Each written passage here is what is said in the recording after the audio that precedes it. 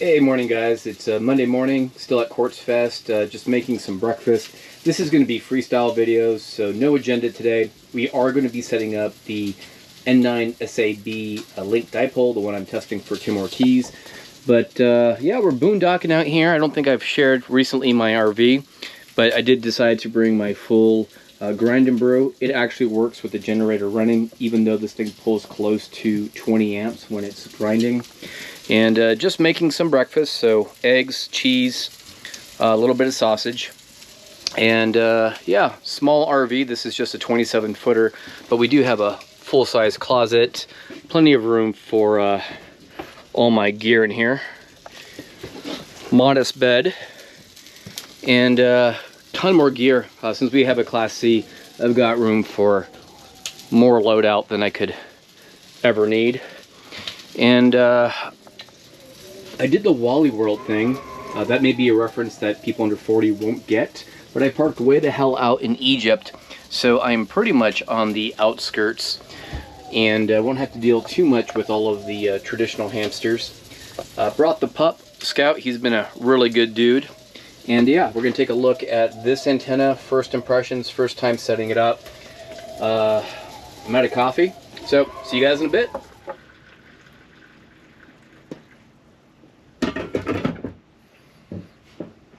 Time for some antenna setups. Got about 2 or 3 to try today, maybe 4. Cheers guys, I'm the Tech Prepper, hope you're all doing well. I'm out here in Quartzsite, Arizona at Quartzfest. It's like a Burning Man, but for ham radio. Everybody brings out their RVs, and we're gonna do some radio. I decided to go about as far out in Wally World, my parking job. Anybody under 40 probably won't get that reference. I've got my pup here, Scout. He's a rat terrier. We've got my RV. And I'm about to set up my first antenna. I have about 4 that I may be using, but on the back side I wanted to deploy a 2-meter Yagi antenna. This is the same 2-meter Yagi you guys have seen at my house, in my rucksack too, when I do portable work. So I may orient it horizontally if I want to do some sideband on 2. I plan to join the net in Phoenix Tuesday, so that's going to be probably close to 100-mile contact if you can do it. But for right now, I'm going to put it in a position to do some FM and maybe some packet work. I did have to do some maintenance on these. As you'll notice, the arrow shafts usually are purple. They have been completely killed by the sun where I live, and I actually had to reapply my own personal color-coded stickers so that I can quickly identify which elements go on which sections of the boom. I love the backpacker model. This thing is great because it breaks into 3 sections and actually fits on the side of my rucksack. So anyways, I'm gonna put it on the mast. Let's talk about that for a second. This is brand new to me. It's not my mast or my mount. Carl from Chameleon Antenna gave me his, or loaned me his porta-mast, and he has a bunch of different hardware, but this is the 3-inch receiver hitch with the sleeve, and then this is the 25-foot mast, and it goes up 8 feet, and there are 3 sections there. So we're gonna try to mount the Arrow 2 with the brackets from Arrow 2 on the top. We'll see how that goes. Heck, I'm even gonna run the Tim Ortiz's N9SAB's link dipole off at about, probably that first 8-foot position. All right, guys, played a little bit of radio this morning, didn't capture any audio. This morning I actually started with my ATOS 128. It's the automatic tunable antenna, and I was running that with the 857D inside of the rig. Had good luck on 10 meters and even 20 meters. Right now, I went ahead and set up the project from yesterday, which was to set up the Arrow 2 Yagi. Ran into a small problem where the topmost section of the Chameleon CHA PORTA-MAST 25 actually would not fit the bracket, and there's a YouTuber Chuck KK6USY, I think that's his call, and he gave me a piece of pipe and I was able to drop it on there. So we're up 25 feet. I've got the beam pointed towards Quartzsite, and made another mistake as always. I did not bring my RG8X with the B and C connector. All of the stuff I have is PL259. So I actually had to take out of my pack, and big no-no on 2 meters, I am actually running RG316 with 2 a 12-foot section and a 25-foot section, but I've had great contact with working a lot of people so far.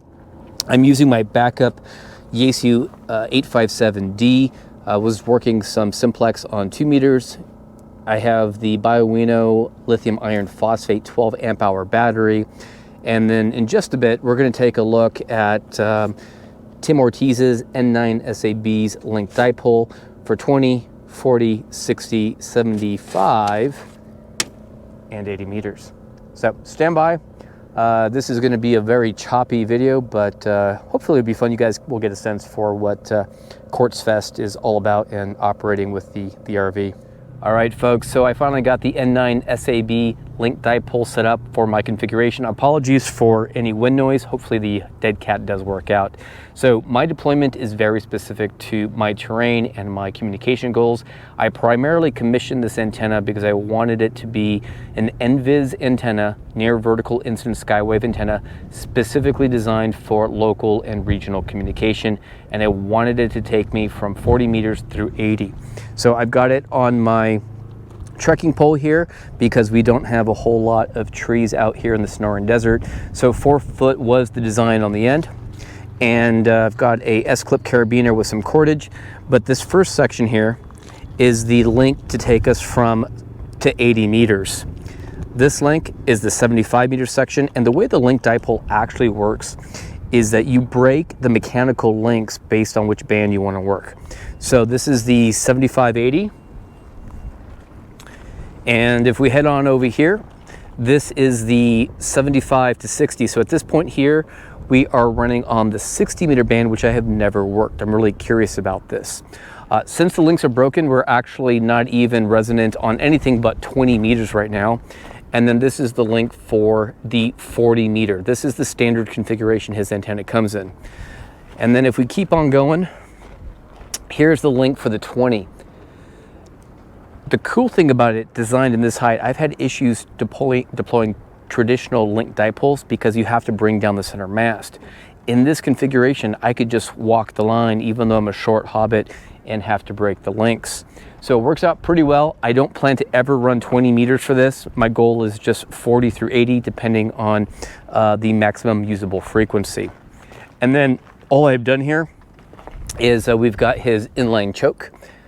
I run RG316 for size and weight. And again, the height here is about 8 feet or so. And the other end is absolutely identical. Now, this is the second iteration that we've gone. I gave him some very specific frequencies. This won't come on camera, but I just took my SWR measurements with my rig expert. And in general, everything was close to, let's see here real quick. So the target frequencies, these are the ones I actually designed. At 20 meters, we're at 1.45 SWR.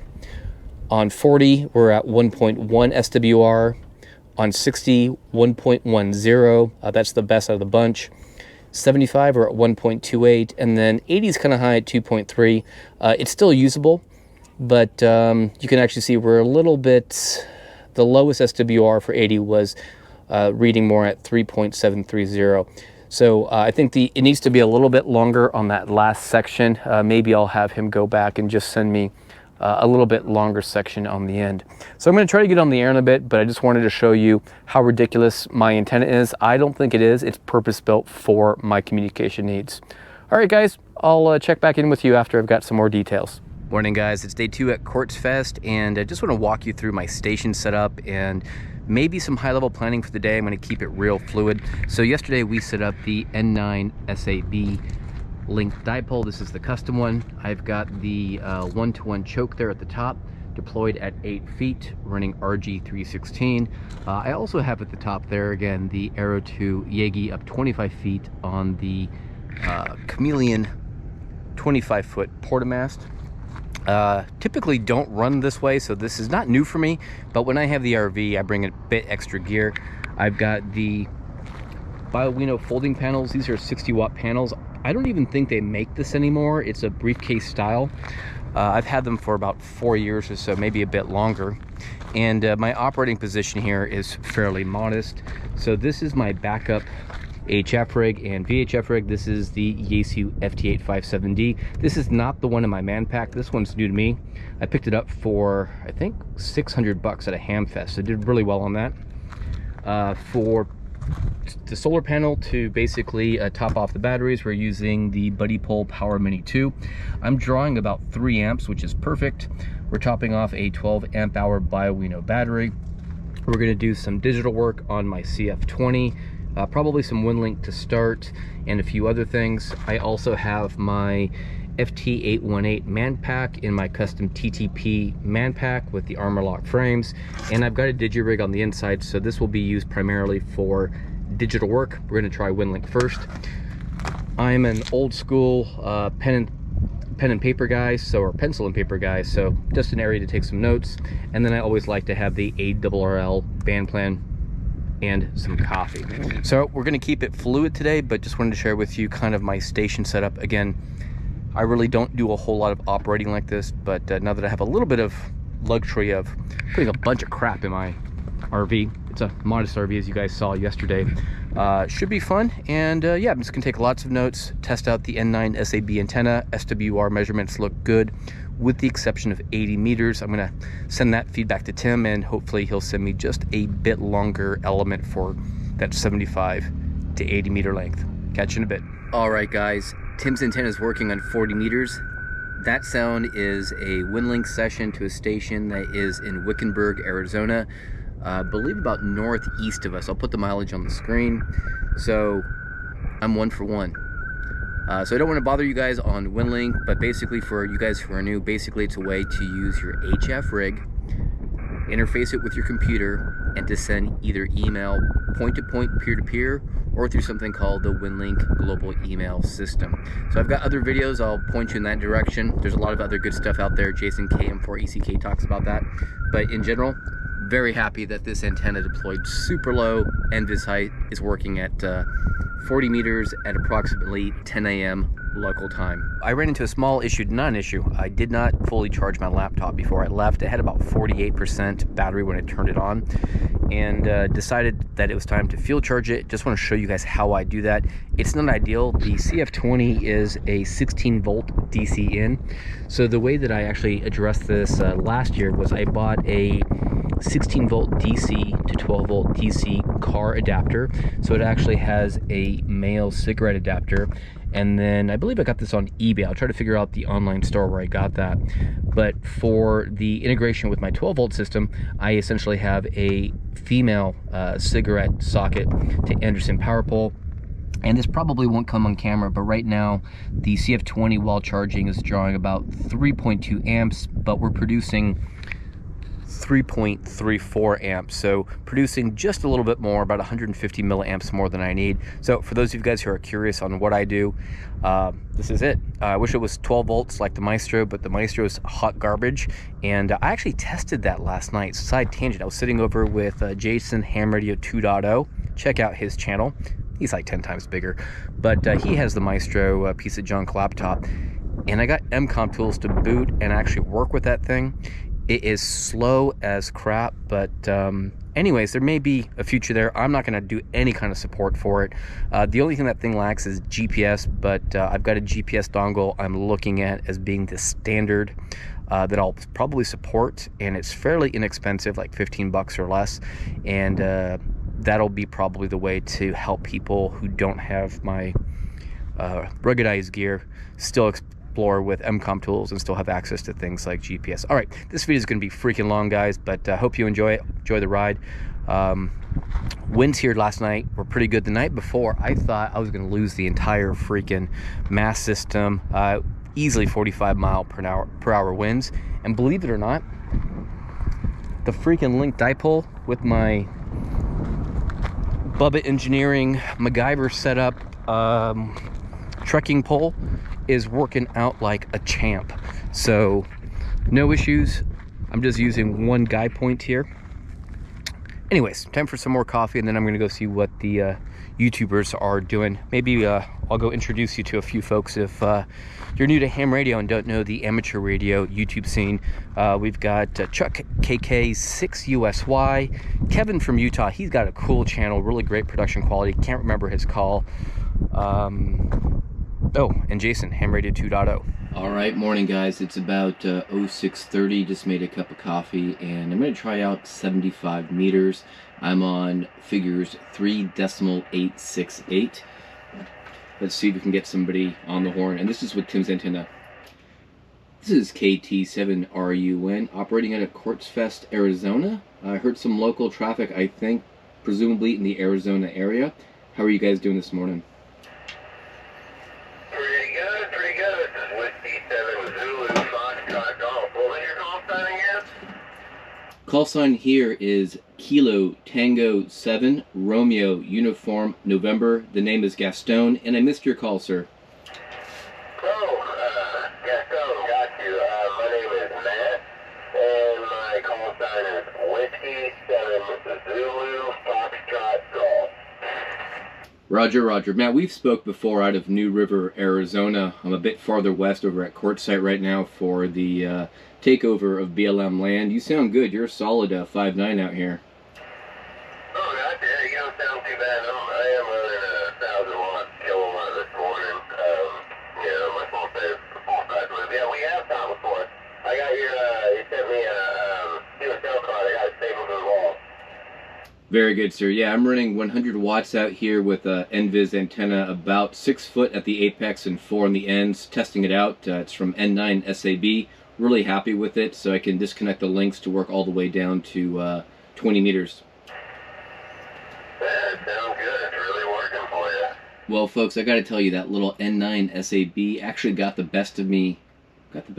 I screw up those expressions, whatever. I was not expecting it to perform as well as it did first time out in both scenarios where I try to hit 40 meters as it was opening up yesterday for that Winlink session that went through. This morning as I set the alarm for 0630 so that I can get on 75 meters to talk to the guys on 3.868, and the damn thing just worked the first time.